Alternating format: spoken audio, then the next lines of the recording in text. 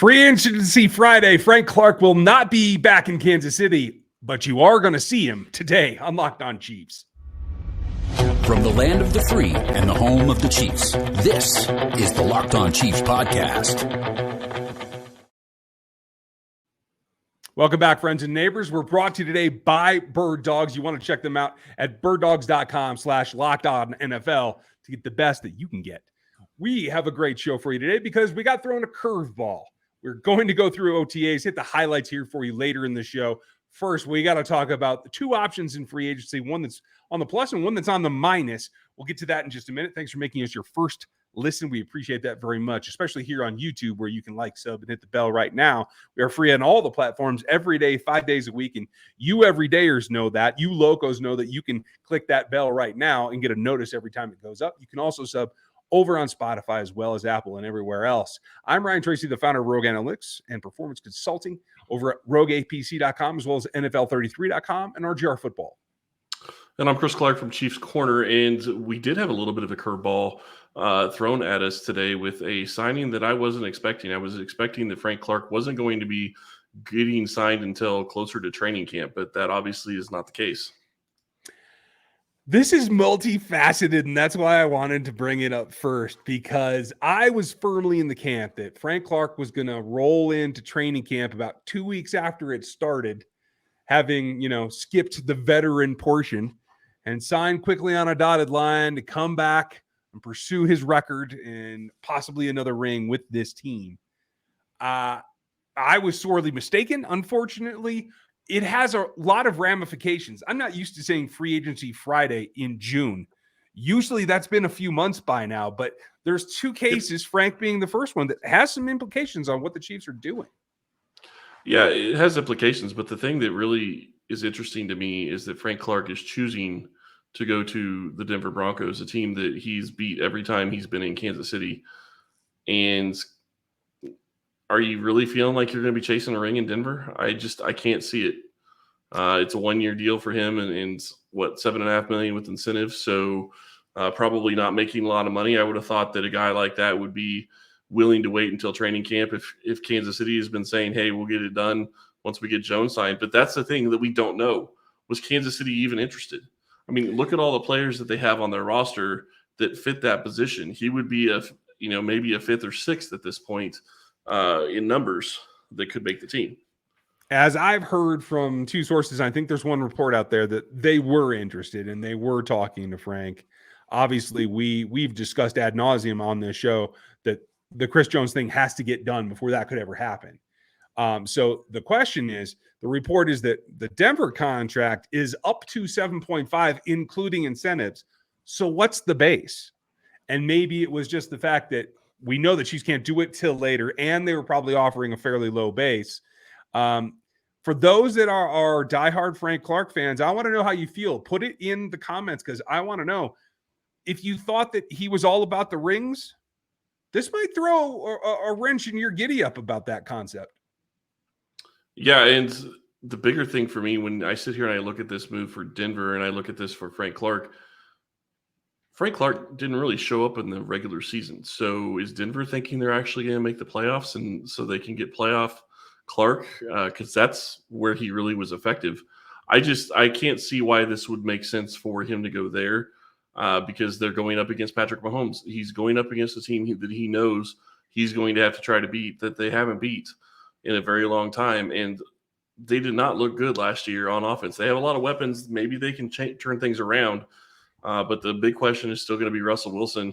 He is going back to be with one of his old teammates in Seattle, though. Mm-hmm. I got to split this down the middle for me. As an analyst, okay, a player of his age has to get the best contract he can get, and I understand that. The incentives, I think, until we know the actual number amounts of what kicks in where, that's going to be really intriguing about whether it really was the best deal. The fan part of me that follows this team and has for 25 years is a little pissed off because this has more impact than just the position he plays. Yes, there are 2 new tackles in Kansas City that he has not practiced against for the last 4 years, but he does have a lot of knowledge about this offense. He understands tendencies for everybody else that's on that for offensive side, at least. That's a lot of knowledge he can impart to a division rival that everybody wants to say that the Peyton Wilson thing is going to be enough to raise them up to compete with the Chargers behind Kansas City. Yeah, it's definitely not a good thing for Kansas City in that regard. I think that is a very good point. He knows most of the other players on this team. He doesn't know the tackles, which I actually think is a huge advantage for Kansas City in that aspect. He hasn't played against either of these guys on a regular basis. Yeah, he probably had some snaps against the right tackle last year, and maybe even against Donovan Smith. I mean, in their games, but it's not near as much as it would be if he would have been practicing against them on a regular basis every single day. So from that aspect, it makes a lot of sense that this is going to hurt Kansas City in that regard because he does know the offense. He does know players. He does know tendencies. Kansas City's going to have to change some things up. But the other part of the reality of it is players leave teams all the time. I mean, Mike Burton is in Denver. I understand it's not the same player, not the same type of player, but Mike Burton was actually on offense. There's other players that are going to have that information as well. True. Now you just made me sad all over again. It's funny because there were years back in the 90s.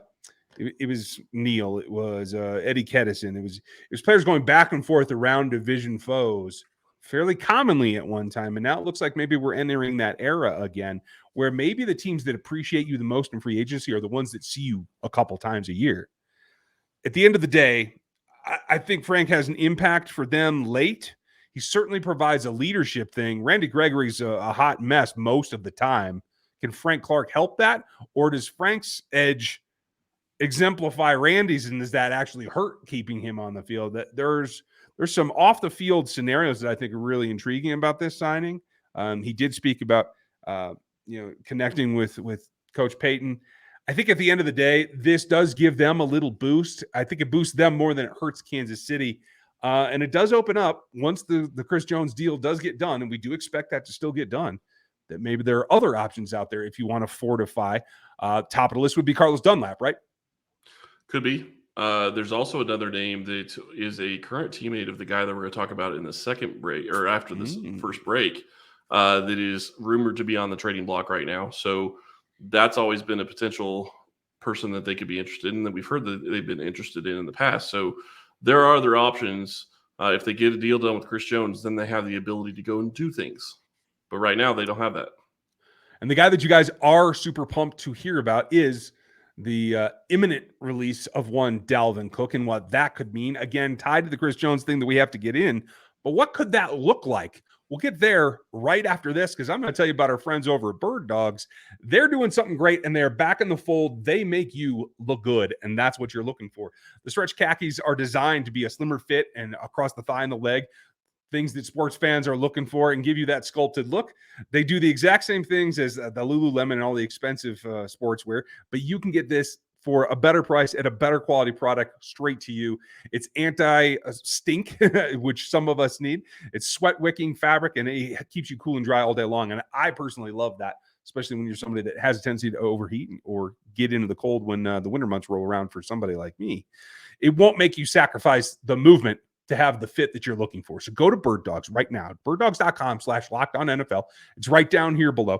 Right now, if you use the code LockedOnNFL, see how that ties together, you can get a free Yeti-style tumbler with your order. I think you guys are going to dig these. They look great. They work great. And it's right there at birddogs.com/LockedOnNFL. You get a free Yeti-style tumbler. You don't want to take your Bird Dogs off. We do promise you that. When we get to the point where we're talking about players joining, coming, going, whatever, we know the precursor is the Jones deal. But this is a unique instance. The Minnesota Vikings have held on to Dalvin Cook, who's coming off of a significant shoulder injury, and that does play a big chunk into this conversation. They have decided they're going to part ways with that. They've been trying to move him for a while via trade, and it just hasn't happened.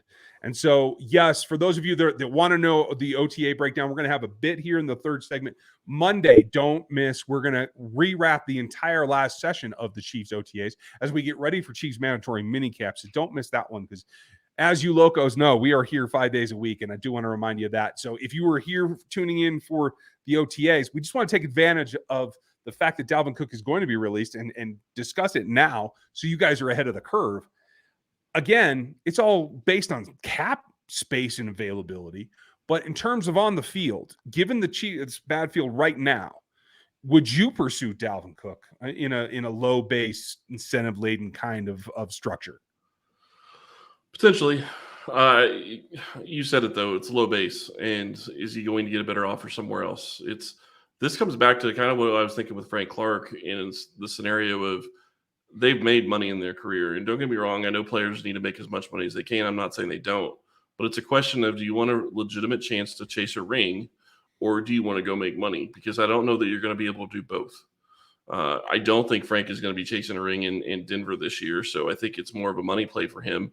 And who knows what the incentives are, but I would imagine that they're not likely to be earned incentives, which means they're not going to count against the cap until next season if he earns them. So lots to talk about when you start looking at Dalvin Cook. And, this goes back to what we talked about with Chris Jones. If they get a deal done with him, it opens up a possibility of bringing in a guy like DeAndre Hopkins, who we've talked about. Mm-hmm. Even bringing in DeAndre Hopkins and Dalvin Cook isn't out of the question. And there's a third guy that you could potentially add, depending on what you really do with Jones's contract, if you're trying to bring in more talent. I hold that thought because I want you to get to that. But let's break it down, because this is what the Chiefs are doing. Okay, a guy with a big name that's had some big moments is now suddenly going to be available on the free agent market. What do we need to do to discern whether this is something you want to pursue? Again, knowing that you have to get Jones done first. Well, it comes down to this. You have a young and honestly fairly explosive, coming off of a great rookie year running back that's going to be your starter. You have a fourth-year player in Clyde Edwards-Helaire that is got to play a role right now because you need him. You have what's a nice way to put Jerick McKinnon's age? Elder statesman? Elder, yes, that's a good one. You have Jerick, but again, there's caveats with all these guys. Injury, Clyde's lower performance than expectation, Jerick's age. You have Generic Prince, rookie. You have Jerry Ely, who's maybe they tried to put a wide receiver now. Maybe he's back at the running back group. You have a lot of question marks in this group. And I think Dalvin Cook is another guy with question marks because of the injuries. But he's also a home run hitter, and we all know that. So the question becomes, at what point is value for a guy who can't be a lead back? I don't think. You have to let Pacheco be the lead and take the beating, and let Dalvin be the explosive guy on third down is my thought. But that's a talent you could add that really does up the level of this running back room. Does it not, or am I overplaying this? No, I think it ups the level of the running back room, but you're taking the ball out of Jerick McKinnon's hands, and McKinnon had a fantastic season last year. And I'm not saying that you shouldn't, because in some ways it would make a lot of sense, because it would give you potentially Dalvin Cook and Jerick McKinnon going into the playoffs, maybe healthy, and that would be something that this team would really benefit from. But the big question is what is he going to have? What is he going to be asking for money wise? If he's asking for more than $2 or $3 million base, I don't see Kansas City being interested, because he's not going to be a starter here. I can't see them moving away from Pacheco. Now, here's the caveat on all of this. It would be great to have Dalvin Cook on this roster in case something happened to Isaiah Pacheco. But again, it's not going to be something where you're going to give him a starting role. He's going to come in and be, your second running back and be the backup for Pacheco. And maybe Pacheco, if something happens to Pacheco, he gets more playing time and incentives can kick in for him. But he's got to want a low base, and that's going to be the big question. Yeah, I agree. The question is selling him on that. And is the injury history significant enough that it drives other players off? That's where you have to kind of ride that line. I agree with you that you have to sell them on it, but some players are not going to have to be sold on it near as much as maybe a guy like Dalvin Cook. Dalvin Cook, it's a question, do you want the money or do you want the ring? And I say that it's a different situation than Frank Clark, because Frank Clark has already got 2 Super Bowl rings. He's already got that part in his legacy. Dalvin Cook hasn't had a chase to chase that yet. Does he want a chance to chase a ring? Because the other question is where would he go that's going to give him a good chance at chasing a ring? I can't imagine San Francisco would be looking for a running back. Philadelphia is not going to be looking for a running back. Nope. Buffalo's maybe, I guess, is the only one that I would consider. Maybe He's not going to go beat his brother out, is he? I don't think so. I wouldn't think so either, but I don't know. Maybe he wants to play with his brother. That's another good point. That's another, yeah. It could be another feather in the cap of the Buffalo Bills. But again, they don't have much cap space either. So, true. I mean, if you want to bring in this type of player, you can do it, but he's going to have to take a lower salary, especially considering when he's being let go, and he's got to want to be chasing a ring. If he's going after money, then he's not going to be in Kansas City. Yeah, I agree. His base salary in 2023 is $10.4 million. That's why they can't trade him. Yeah. His cap number is 14.1, but there's prorated bonus in there that wouldn't count against his number for Kansas City, but you're still not making that trade to pay somebody $10 million at that position when you have Pacheco, who was a 7th-round pick, who you're paying peanuts to. In this room, the most you can give Dalvin Cook is $5 million base, with maybe an incentive or two if you think you need to do it. But that's it. You can't go above that. And again, it's got to be recouped first from Jones. And I like the way you put that, and D-Hop possibly. So the D-Hop trail's gone cold here lately. Obviously, Dalvin Cook is heating up. We'll have some takes on that if we get more information. This may be somebody else scoops him up really quickly. Who knows? But the one thing that they did say about DeAndre Hopkins is he's not in a hurry to get on a team. Maybe he gets on a team by mandatory minicamps, but doesn't look like that's probably going to be likely. So it's more likely that he's holding out till training camp and he'll find a team then, which if you're Kansas City, that actually works in your favor because it gives you the opportunity to get the Jones deal done, which I think if they're going to get it done, it's going to be done before camp. And then you can still get DeAndre Hopkins. So that's a possibility. And when we get back, we need to talk about OTAs, but we also need to talk about another player that could also fit in Kansas City that is on the trade block from the Minnesota Vikings. All right, so I'm just bringing this up because it's a player that we talked about before last year. It's a player that is now on the trading block again. Danielle Hunter is on the trading block. He is going to be 29 going into this season. And it looks like to me, from what I can see, his cap number would be about $5.5 million trade-wise.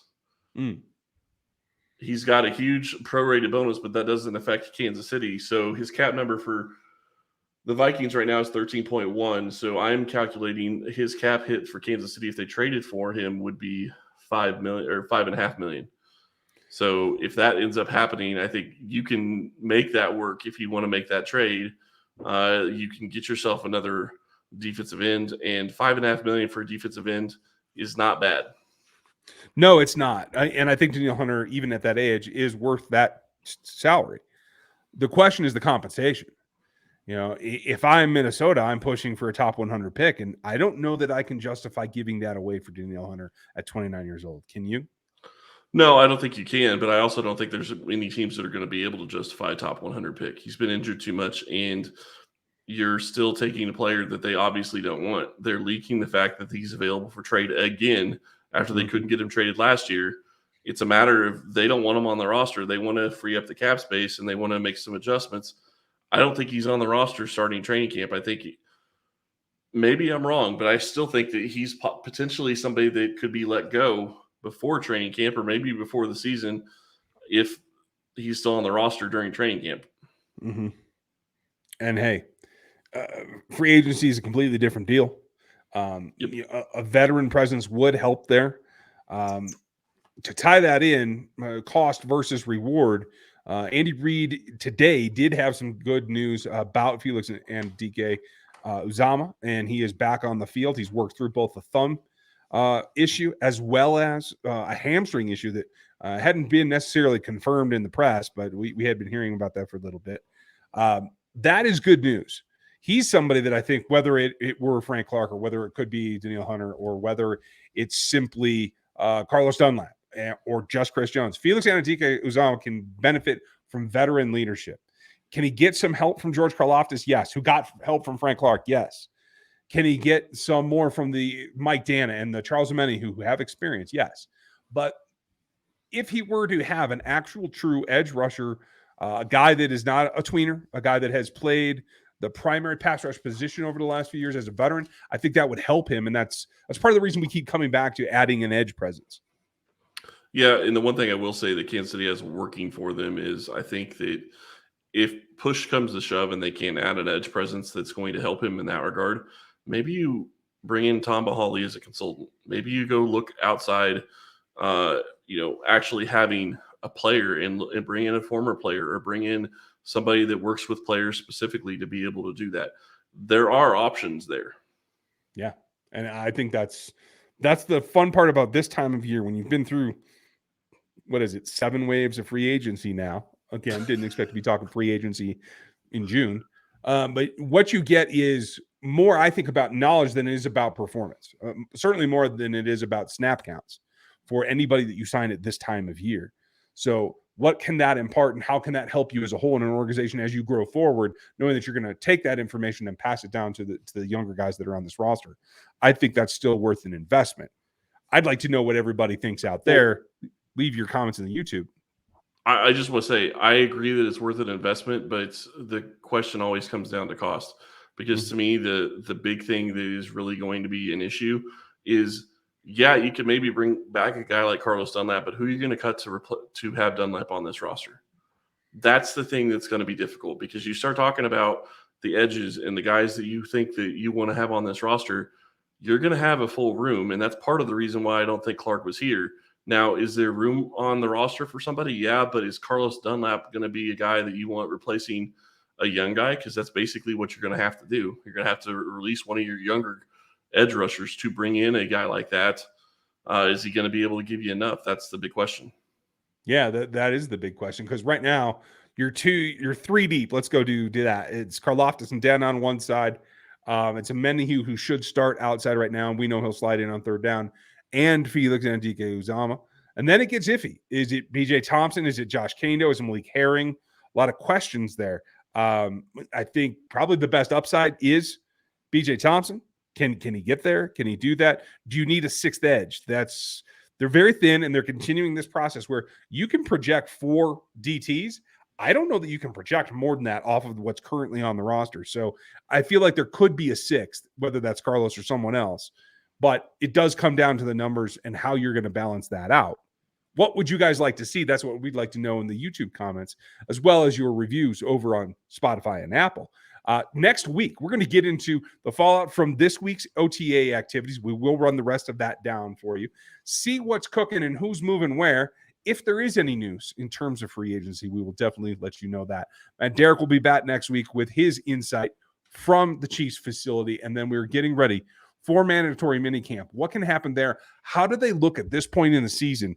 Generally, we don't get a lot of thought or glimpses of what's going to be happening in install in camp. This year might be a little bit different. We're going to run that down next week as well. So make sure that you are liked and subbed, and you have the bell clicked on YouTube, and that you're subbed on the audio platforms, because we're here 5 days a week. Just ask the locos. And make sure, if you want in on the text action, hit 816-357-8781 and get yourself involved. We appreciate you spending your time with us. We hope you have a great weekend. We'll be back with you on Monday, and we'll talk to you then.